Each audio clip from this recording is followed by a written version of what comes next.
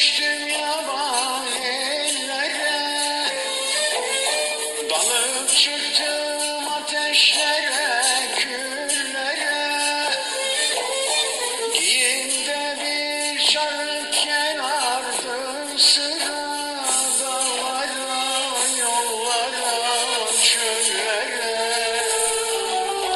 Diyardan diyara bir yol sor beni, yarim yarim.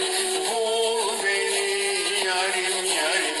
Gör beni, yarim yarim. Ah beni, beni. Sen kalem ol, ben de kağıt, yaz beni.